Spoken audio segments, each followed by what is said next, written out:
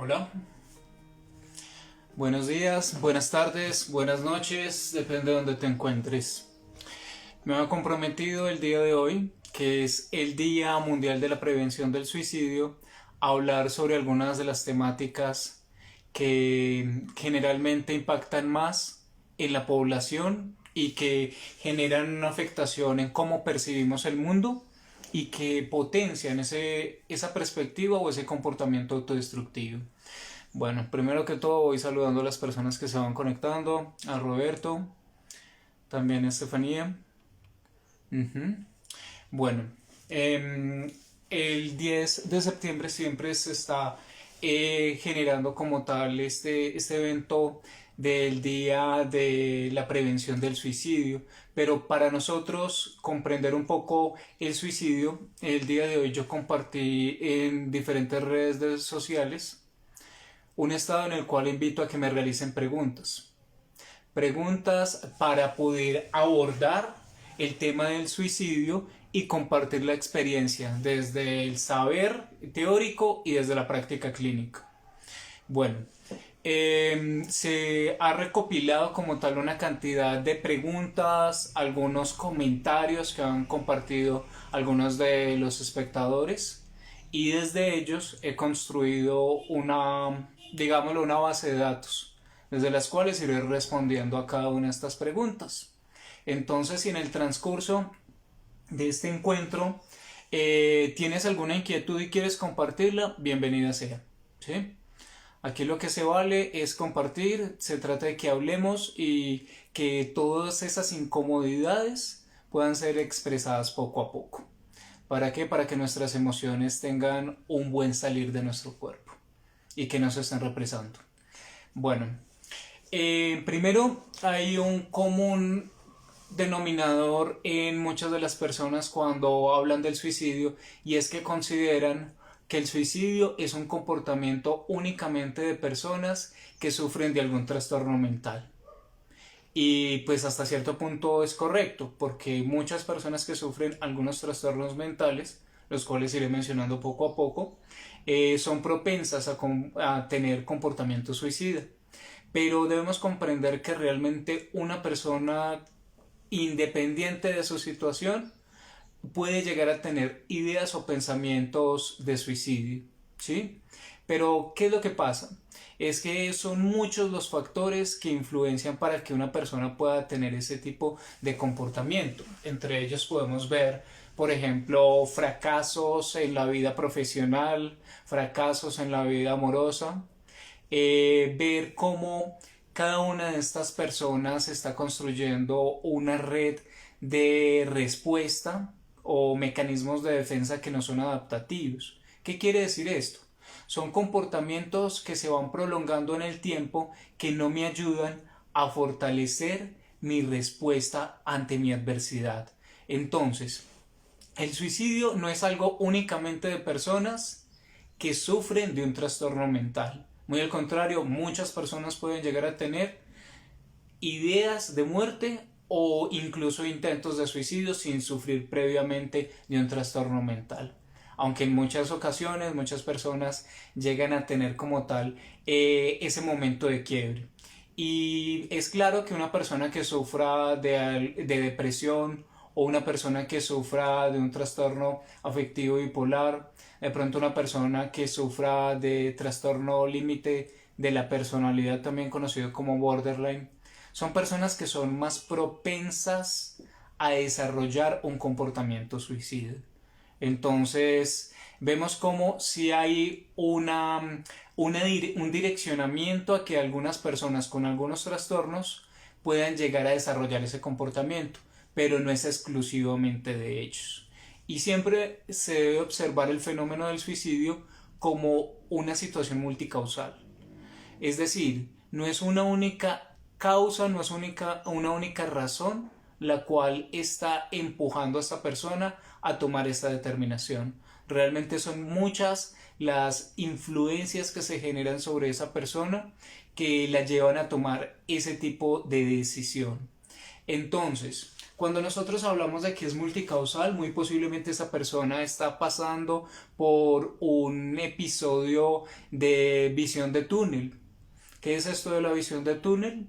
Es una afectación en la perspectiva que tiene la persona, o sea que percibe de una forma distorsionada la situación de su día a diario. Es decir, tiene una afectación en cuanto a cómo se ve a sí misma, se ve diferente de cómo realmente es. Se centra explícitamente en los detalles menos ventajosos o menos provechosos o menos sintónicos con su propio ser. Conectándose con ese barro, conectándose con esa verruga, conectándose con esa cicatriz, conectándose con la estatura, de pronto con los kilitos de más o con los kilitos de menos. Y pues esa es una de las perspectivas que estaría afectando a esa persona. La siguiente perspectiva que se ve comúnmente en depresión, en la visión de túnel y también en el comportamiento suicida sería cómo estoy siendo percibido por mi entorno social. ¿A qué me refiero con esto del entorno social? Todos tenemos una cantidad de redes comunitarias en las cuales nos desenvolvemos.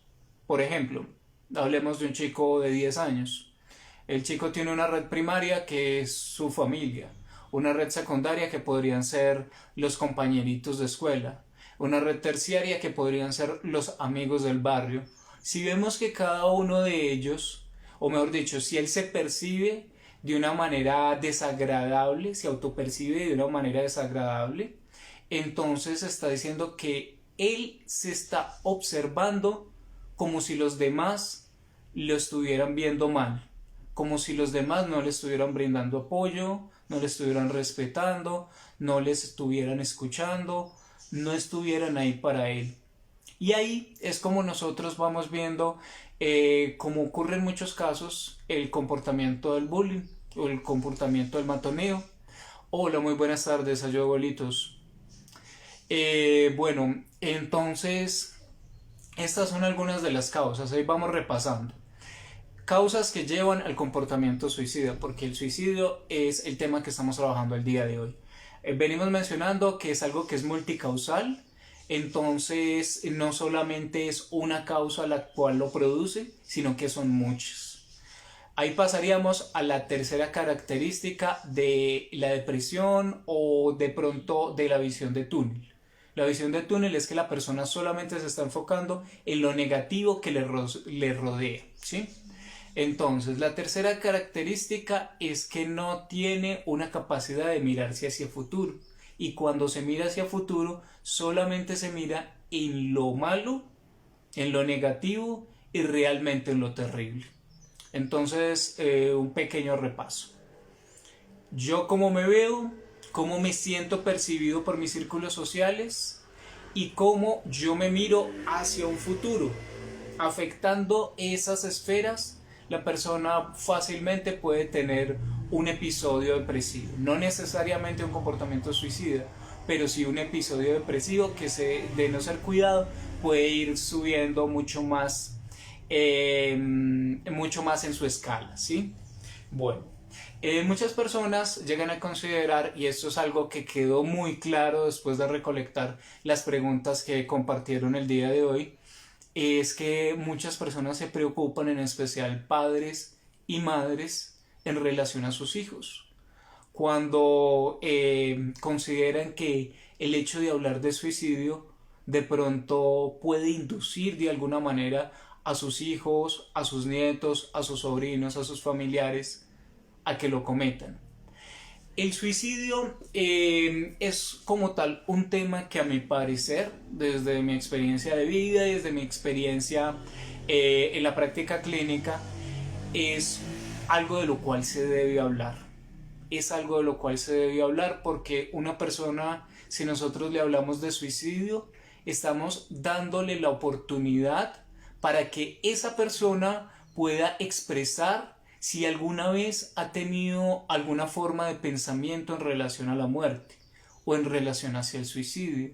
Entonces, ahí nos damos cuenta que el hablar del suicidio se convierte en una práctica de autocuidado y de cuidado de mi círculo social. No está induciendo al suicidio, sino que muy al contrario, en vez de inducir al suicidio, está generando un mecanismo de protección para estas personas que me son valiosas. Entonces, vamos comprendiendo cuáles son las prácticas que nos permiten protegerme a mí mismo y proteger a mi núcleo familiar, a mis amigos, a mis amigas, a todos los que me rodean de un posible comportamiento suicida. Entonces, recordemos que entre más nosotros hablemos de la temática, es más fácil permitirle a las personas que expresen emociones que están atrapadas. Y al expresar a una persona una emoción atrapada, es más fácil brindarle un apoyo. Y si no sé cómo brindar ese apoyo, brindar un direccionamiento para que esa persona pueda recibir un apoyo. Bueno, nosotros debemos comprender, y esto es algo fundamental entenderlo para las familias, que el suicidio no es un acto único. Se termina como un acto único, se consuma como un acto único, pero el suicidio realmente viene siendo un conjunto de pensamientos y distorsiones en cómo percibo el mundo que se va hilando, y al irse hilando, ese pensamiento autodestructivo se termina convirtiendo en el acto de suicidio. El suicidio se debe ver como una escala o como un proceso, es decir, no todos amanecen con la idea de quererse morir, muchas personas sí, alarmante cantidad de personas sí, pero no es ese el proceso en el cual inicia. Generalmente inicia de una forma un poco inocente, y en esa forma nos encontramos con que la persona empieza a tener una perspectiva en relación al suicidio de una forma romántica, de una forma aliviadora, de una forma que le permite ponerse en paz. Cuando nosotros revisamos en retrospectiva lo que acabo de decir, estamos comprendiendo cuál es la necesidad de esa persona. La necesidad de esa persona no es terminar la vida. Los suicidas no buscan terminar su vida, buscan terminar el sufrimiento que vienen enfrentando. Entonces, los primeros pasos o los primeros estadios para poder proseguir en ese comportamiento suicida, en una primera instancia, tendríamos la romantización del suicidio. Ver el suicidio de una forma interesante, como un mecanismo para escapar, un mecanismo para evadir mis problemas y evadir mi realidad. Que eso se conecta con lo que dijimos hace poco, de cómo yo me percibo, cómo siento que me percibe mis círculos sociales, en especial los de más relevancia, y también cómo me proyecto yo hacia futuro, viendo necesariamente más lo negativo que lo positivo. Después de esa romantización del comportamiento suicida, estaríamos pasando ya a una ideación suicida, o a unas ideas suicidas, en las cuales la persona se imagina perdiéndose en el bosque, se imagina yéndose para allá donde nadie la encuentra, queriendo cerrar los ojos y no volverlos a abrir, queriendo que todo se acabe. Miremos cómo todo esto nos está mostrando una idea. Esa persona no está hablando necesariamente de terminar su vida, está hablando muy necesariamente de terminar lo que considera que es el dolor alrededor suyo.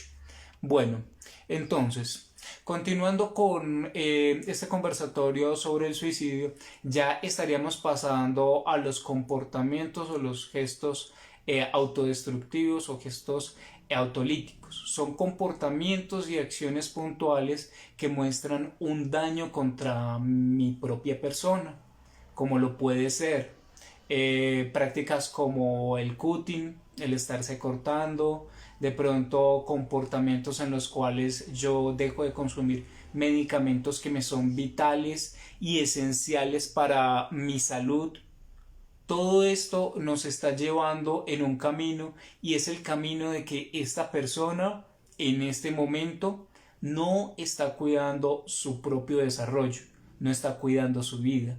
Y eso poco a poco se puede ir convirtiendo, si no es detectado, si no es acompañado por un especialista, eso se puede estar convirtiendo en un gesto, ya en un comportamiento, ya en una acción suicida que pueda terminar la vida de esa persona. Hola Eli, gracias, gusto tenerte por acá. Bueno, entonces, ya como tal, en los últimos estadios o los últimos pasos estaríamos viendo el intento de suicidio o también estaríamos viendo ya como tal el comportamiento suicida puro, que es en el momento que la persona desde diferentes medios, desde cualquier forma de medio, intenta terminar con su vida, ¿sí? Y es generalmente donde muchos de los familiares se alarman, se dan cuenta que un hijo, una hija, un hermano, una hermana, una mamá o un padre ha tenido ese comportamiento. Y es ahí cuando realmente se genera esa alarma. Aquí preguntémonos, ¿realmente es ahí cuando se genera esa alarma? Pues no solamente la literatura, sino también la práctica clínica me muestra que no es de esa manera. Porque una persona que está teniendo esta idea de terminar su vida, está teniendo este acto de suicidio, realmente no viene pasando de porque sí, no viene pasando inmediatamente. Esto es un proceso que se vino desarrollando a lo largo del tiempo. Sí, le estamos hablando el día de hoy porque hoy se conmemora el Día de la Lucha Mundial contra el Suicidio. Entonces esa es la temática del día de hoy. Bueno, hola Amanda. Bueno, entonces, coordinando un poco estas ideas, la persona no tiene el pensamiento y de inmediato pasa al acto. Entre esas dos acciones han pasado 1.000.000 de cosas, 1.000.000 de días, 1.000.000 de horas. No, generalmente pasan muchas cosas en ese punto intermedio. Son cosas a las cuales les podemos prestar atención para evitar un riesgo mayor. ¿Por qué? Porque generalmente la persona que tiene un comportamiento suicida es una persona que está sufriendo y como está sufriendo, busca en muchos casos comunicar el dolor que presenta. Busca decir, de alguna forma estoy sufriendo, no puedo lidiar con mis emociones, tengo miedo de estar solo o no veo cómo salir de esta. O también podría ser la situación en la cual vemos ese compañero, vemos esa compañera o ese familiar que comúnmente tiene esa característica que se está despidiendo de una forma un poco dramática de todos. Bueno, entonces esas son como tal algunas de las características que pasan dentro del comportamiento suicida. Igualmente, en muchas personas hay una circunstancia en especial la cual genera una afectación muy grande y que realmente este puede ser el motivo por el cual muchas de las personas terminan realizando un acto suicida y es la resistencia y el miedo a buscar apoyo. Porque cuando una persona está pasando por una situación como estas, realmente la cultura popular nos empuja o nos bombardea con una cantidad de ideas que son muy, muy, muy incorrectas. Como por ejemplo el hecho de que si yo tengo un pensamiento de muerte, entonces voy a tener que cometer suicidio. Y para yo no pensar en eso, pongo toda mi intención en no pensar en eso y simplemente alimento la idea en pasivo. Y no funciona así. Porque generalmente, ¿qué nos muestran las películas? Y esto es desastroso. ¿Qué nos muestran las series de televisión? Que una persona que tiene una idea de muerte es mandada directamente para un centro psiquiátrico y allá lo dopan con una cantidad de medicamentos. La realidad no es esa. La realidad es que existen unos conductos que nos permiten manifestar, y escuchemos muy bien, manifestar este tipo de ideas o inconformidades que tengo frente a mí mismo y frente a la vida, y con el acompañamiento de un profesional, la persona puede abandonar por completo estas ideas y esta filosofía en relación a la muerte. Entonces, por acá hay un detalle muy importante que no quiero pasar por alto, y está relacionado directamente con algo que vemos muy cercano en el comportamiento de los jóvenes, en el comportamiento de los chicos hoy día, y es el suicidio inducido por maltrato y persecución. Todos hoy día escuchamos la palabra de bullying, o que hay un chico que está haciendo bullying o matoneo en el colegio. ¿Y qué es lo que pasa? Hay muchos jóvenes, en especial niños, que llegan a tener comportamientos autodestructivos, comportamientos con intención suicida, simplemente por el miedo de no ir a enfrentar a esa persona, por el miedo de todas las variables que mencionamos antes. El yo cómo me veo, cómo me ven los otros, cómo me veo yo hacia futuro.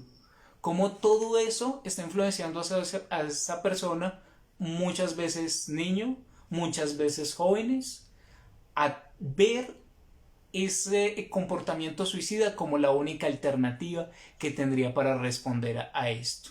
Por ejemplo, nos están preguntando por acá, llega una pregunta en directo y dice: ¿cómo podemos ayudar a alguien que está pasando por esta situación? Primero que todo, aquí hay una situación muy clave, y es que estadísticamente hablando, todas las personas con vida pueden estar al lado de un suicida. ¿Por qué? Porque las tasas de comportamiento autodestructivo simplemente se multiplican, están creciendo constantemente. Venía en un crecimiento constante hasta 2019, cuando pasa de 2019 a 2020, mientras el periodo de confinamiento pareció pausarse.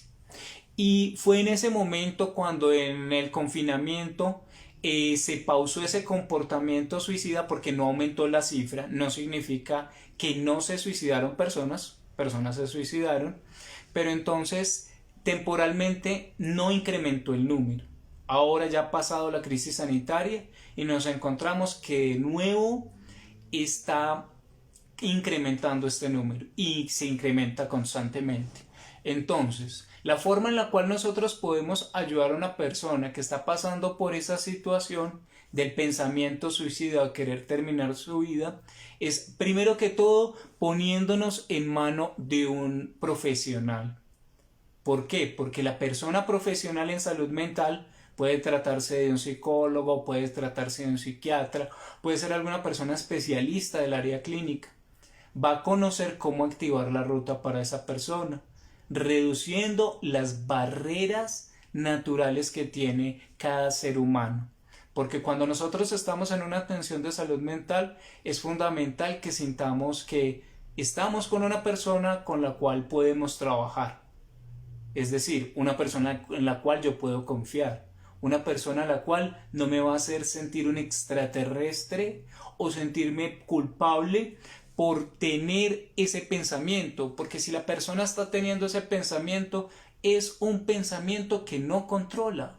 Es un pensamiento que simplemente está llegando a su vida, y al llegar a su vida es un pensamiento que se le puede dar una mecánica, una forma de respuesta muy diferente a la de tener que terminar con su vida. Entonces, primer paso, escuchar a la persona, permitirle que hable de todo lo que está mal en su vida. Y en ese momento te invito a que, antes que cualquier otra cosa, antes que dar un consejo, te invito a escuchar. Y escuchar no es igual a oír, porque oír es un proceso fisiológico, es un proceso del cuerpo.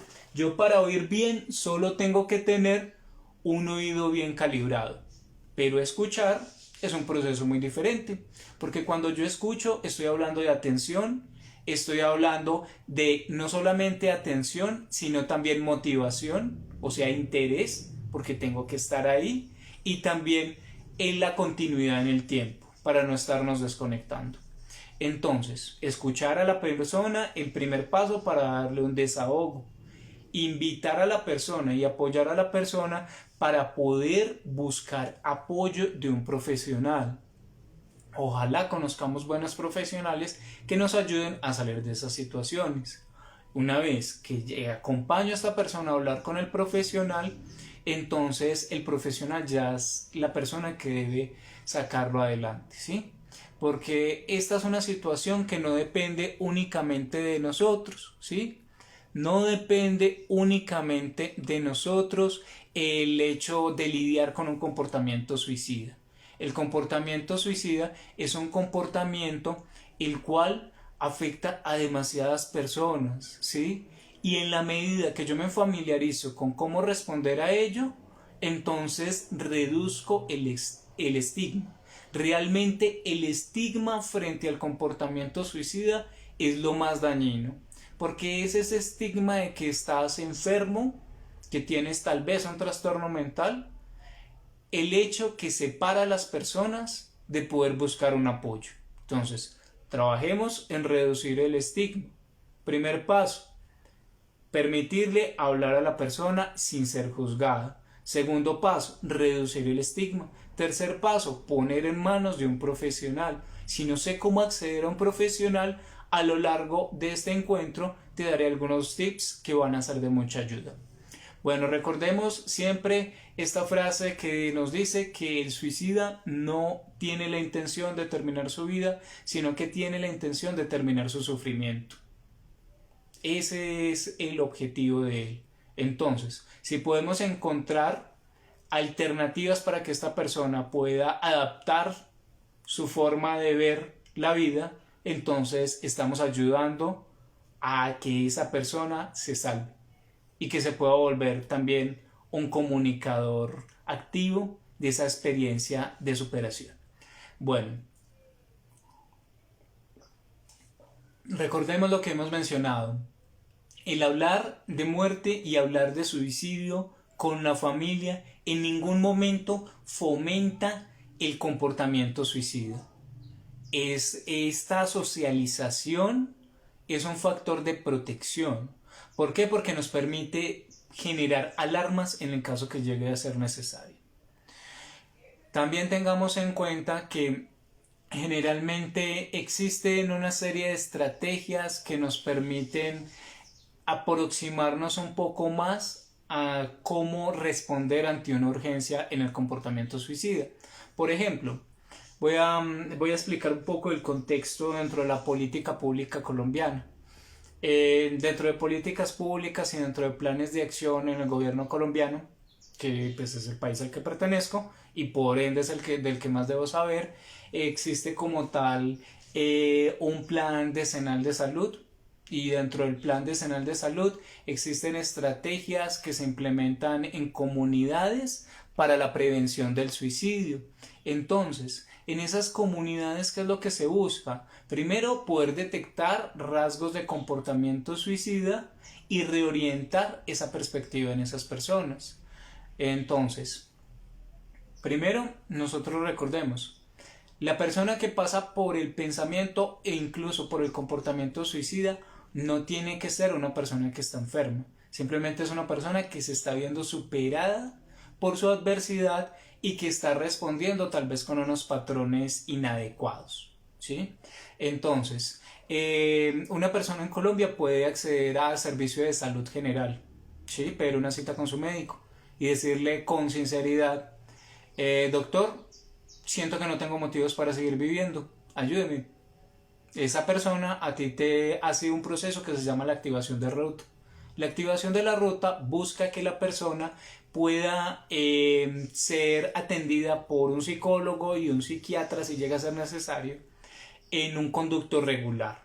Acá mismo en Colombia existe una línea de atención la cual funciona 24 horas al día, los 365 días del año, que es la línea 116. La línea 100, la línea 106, 106, 106, 106. Esa es la línea en Colombia para personas que tengan pensamientos autodestructivos o pensamientos suicidas.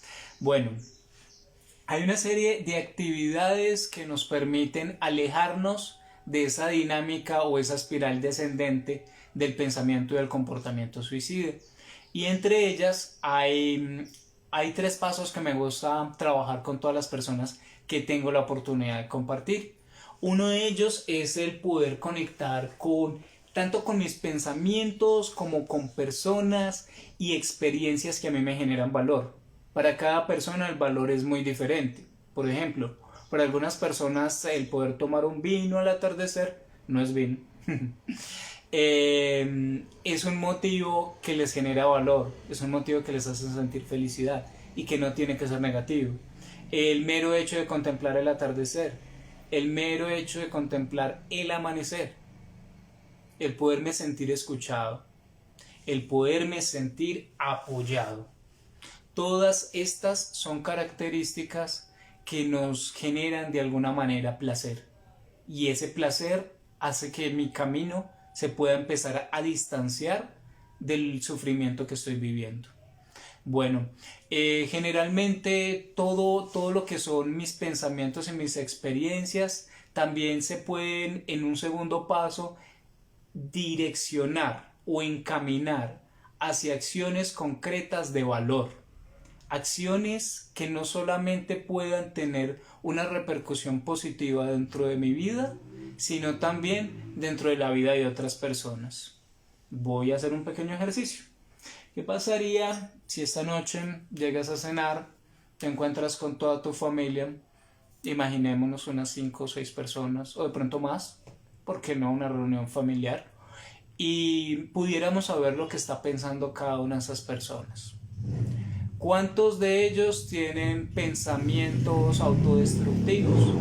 ¿Cuántos de ellos sienten que no pueden vivir un día más? Entonces, ¿no sería justo de pronto permitirles tener una experiencia de valor? ¿Permitirles hablar de lo que están sintiendo? Entonces, tenemos que empezar a romper esquemas. Y romper esquemas muchas veces significa que seamos percibidos como ovejas negras. Pero las ovejas negras generalmente son las que tienden a salvar la manada. Entonces, primero conectarme con mis pensamientos y experiencias que me generan valor. Conozco personas que por medio de videojuegos, han encontrado la experiencia del disfrute en depresiones profundas. Eso es increíble, pero eso es un milagro que permite un poco la tecnología de hoy día. Igual, no tiene que ser el camino para todos. Cada persona debe construir su camino para poder lidiar con sus emociones y con todo lo que viene luchando. Bueno, entonces, en un primer paso, conectar mis pensamientos y mis acciones a experiencias de valor. En un segundo paso, direccionamos todo esto hacia la acción puntual de valor que no solamente afecte positivamente. Y escuchémonos muy bien esto, porque cuando hablamos de afectación siempre nos vamos al entorno negativo, pero afectación también es afectación positiva, afectación es cambio, afectación es modificación. Entonces, todo lo que pueda generar un factor positivo para los núcleos que me rodean, para esas personas que son relevantes para mí. Y en tercer lugar, y muy importante, recordar que nosotros somos nuestras acciones. ¿Qué significa nosotros somos nuestras acciones? Cada uno de nosotros representa una cantidad de aceptaciones, una cantidad de negaciones. Nosotros somos aceptaciones y negaciones con patas, básicamente. Pero, fundamentalmente, nosotros cuando hablamos de un valor, por ejemplo, del valor de ser valiente, del valor de ser honrado, del valor de ser amoroso, nosotros estamos hablando de algo que no tiene forma. Pero ¿cómo lo vemos en el mundo real? Nosotros siendo la representación de lo que significa valor, y el valor de cada persona. Un valor puede ser la solidaridad, nosotros ejemplificar desde nuestra acción lo que significa ser solidario. Nosotros ser los protectores que algunas personas quisieron tener en su infancia. Bueno, entonces en este momento no estoy viendo más preguntas por acá. Entonces me preparo para cerrar ese pequeño encuentro. Mi primera experiencia haciendo estos en vivo.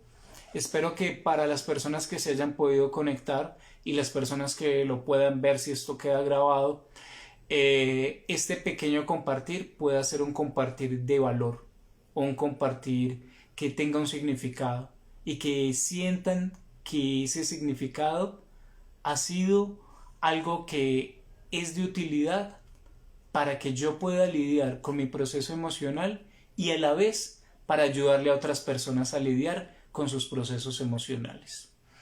Bueno, antes de irme, repito la línea de atención en Colombia para personas con comportamiento o con ideas de muerte, y es el 106, 106. 106 es la línea para las personas que tienen la ideación o el pensamiento de muerte o están en medio del acto del suicidio. Entonces, para todas las personas que se han conectado a este pequeño espacio, espero que les haya sido algo disfrutable. Espero ver sus comentarios y que se conecten un poco más al contenido que les iré compartiendo. Por el momento, César Sepúlveda, psicólogo clínico, se despide desde la ciudad de Manizales.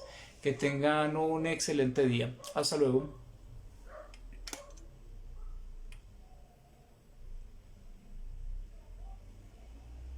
Ahora la pregunta es ¿cómo pago esto?